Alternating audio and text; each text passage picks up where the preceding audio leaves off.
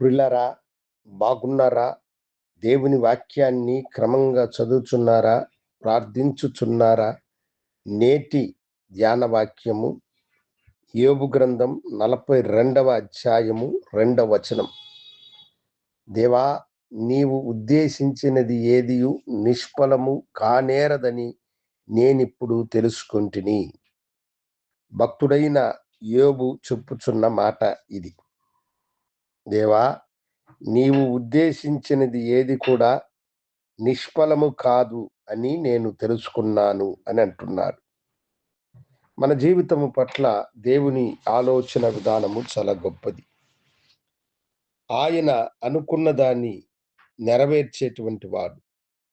ఆయన అనుకున్నది ఏది కూడా నిష్ఫలము కానేరదు. ఆయన ఇచ్చిన దర్శనము, ఆయన ఇచ్చిన పిలుపు గొప్పది. అందులో నుండి ఆయన నెరవేర్చాలి అని అనుకున్నప్పుడు దానిని నెరవేర్చుటకు ఆయనే శక్తి కలిగినటువంటి వాడు. మన ఆలోచనలు, మన తలంపుల చేత దానిని మనము చేయలేము. అది దేవుని యొక్క భక్తుల జీవితంలో జరిగినటువంటి వాటిని మనము చూడవచ్చు.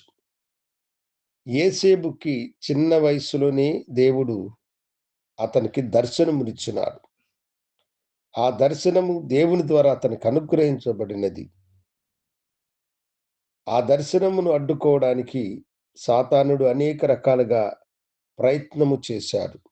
అతని అన్నలు, అతని యొక్క శత్రువులు అందరూ కూడా ఎన్నో రకాలుగా అతనికి బాధను, వేదను కలిగింపచేశారు.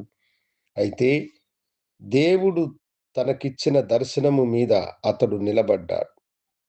కనుక దేవుడు దేనినైతే ఉద్దేశించినాడో అది ఏది కూడా నిష్ఫలము కాలేదు. ఇది యోబు తన జీవితంలో అనుభవపూర్వకంగా తెలుసుకున్నది.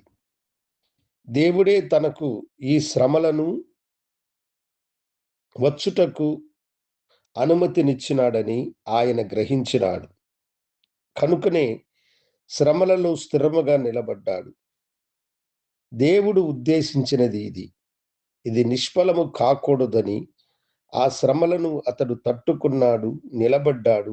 సమస్తాన్ని కోల్పోయినా విశ్వాసములో ఏమాత్రము వెనుకంజ వేయక దేవుణ్ణి మహిమపరిచి, స్తుతించి, ఘనపరిచినాడు.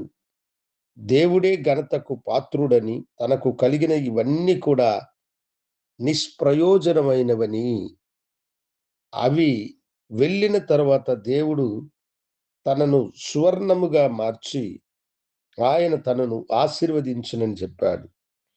శోధింపబడిన తర్వాత నేను సువర్ణముగా మారెదనని ఆయన చెప్పిన మాటలు మనము జ్ఞాపకం చేసుకోవాలి. దేవుడు ఉద్దేశించినది ఏది కూడా మన జీవితంలో శ్రమ కలిగిన, బాధ కలిగిన, వేదన కలిగిన, సంతోషము కలిగిన అది దేవుడు ఉద్దేశించినది. అది నిష్ఫలము కాదని మనం గ్రహించాలి. దేవుని ఉద్దేశము నిష్ఫలము కాదని మనం గ్రహించినప్పుడు అత్యధికమైన దీవెన, ఆనందమును మనం పొందుకోగలుగుతాం. యేసేపును ఆశీర్వదించిన దేవుడు, పోగొట్టుకున్న వాటన్నిటిని యోబుకు మరలా తిరిగిచ్చిన దేవుడు నీతో కూడా ఉన్నాడు. ఆయన చిత్తమునకు, ఆయన ఉద్దేశమునకు నిన్ను నీవు సమర్పించుకో. ఆ మహాదేవుడు నీకు తోడుగా ఉండి నిన్ను నడిపించునుగాక. ప్రార్థించుకుందాం. గనుడా, నీ బిడ్డలు మీ ఉద్దేశము నిష్ఫలము కాదని గ్రహించి తమను సమర్పించుకున్నారు. వారిని దీవించి, ఆశీర్వదించి, మీ ఉద్దేశమును వారి పట్ల నెరవేర్చి, నీ కృపలతో నింపమని యేసు నామమున అడిగి వేడుకొంచున్నాము తండ్రి. ఆమేన్. శుభోదయం. ప్రభు మిమ్మలను దీవించునుగాక. ఆమేన్.